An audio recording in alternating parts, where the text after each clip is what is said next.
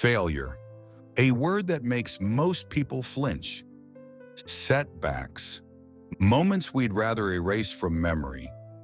Yet every single person, no matter how strong, successful, or disciplined, faces them.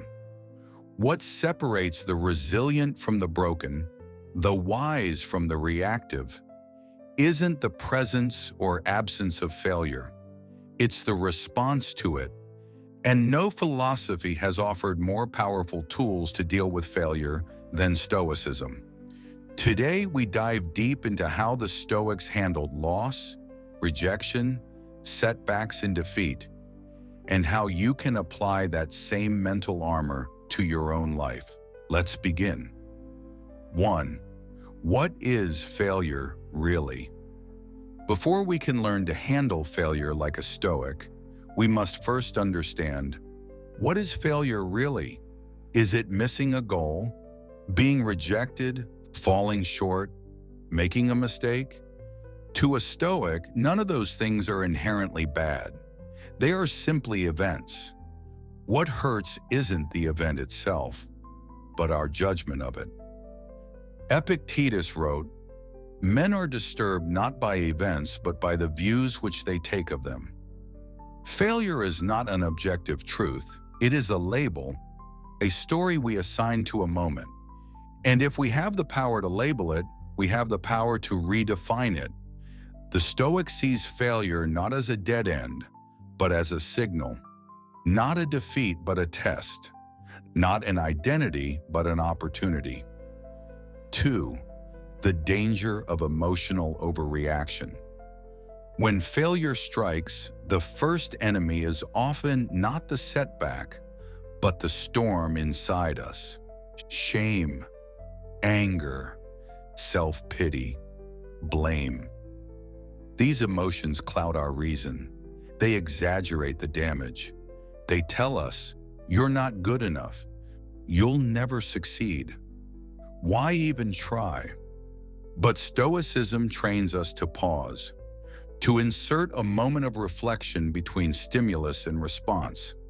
Marcus Aurelius wrote, "If you are distressed by anything external, the pain is not due to the thing itself, but to your estimate of it, and this you have the power to revoke at any moment." This is emotional sovereignty, the ability to feel pain without being controlled by it. The Stoic doesn't deny emotions, but they refuse to be ruled by them. 3. Control what you can. Let go of the rest. The most fundamental Stoic teaching is this: some things are up to us, some things are not. Your efforts, up to you. Your preparation, your mindset, your attitude, up to you.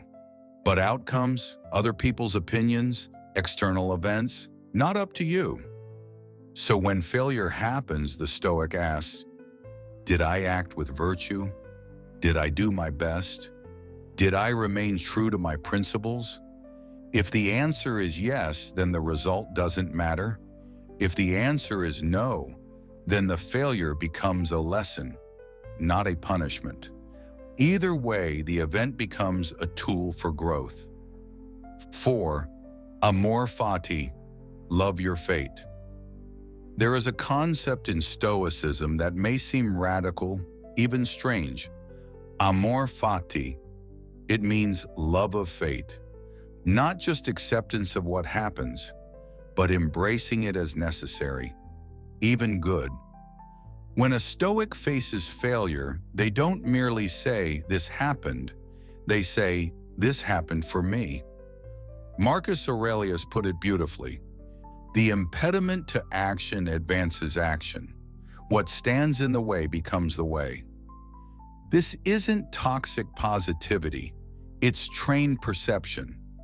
To the Stoic, every obstacle is fuel.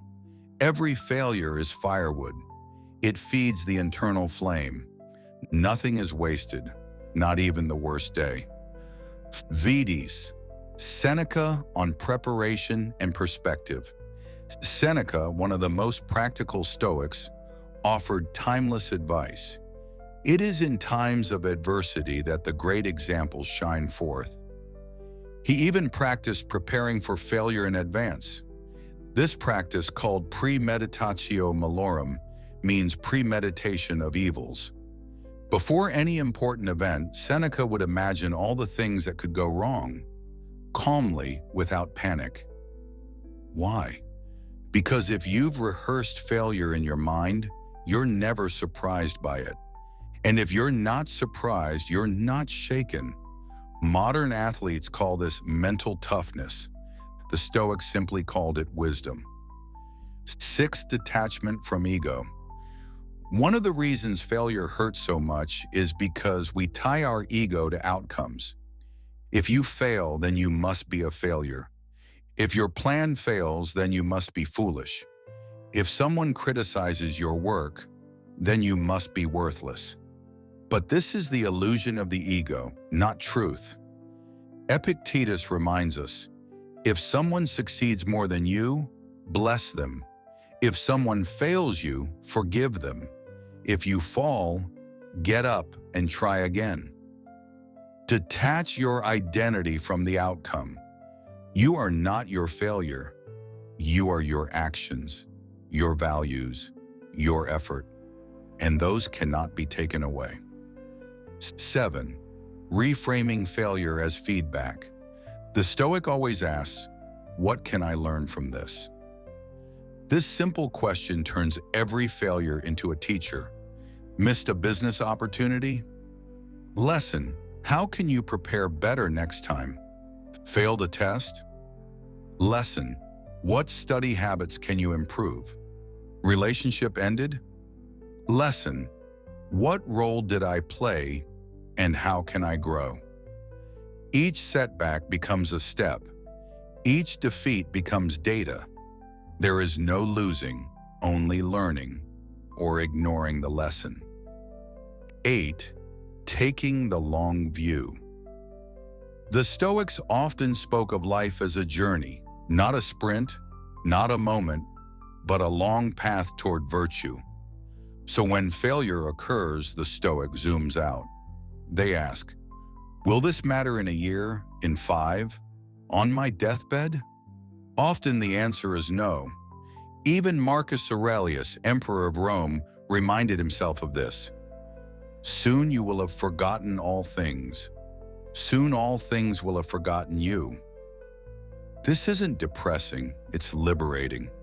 Failure loses its sting when you realize how small it is in the grand story of your life. And ironically, this calm detachment often leads to greater future success. 9.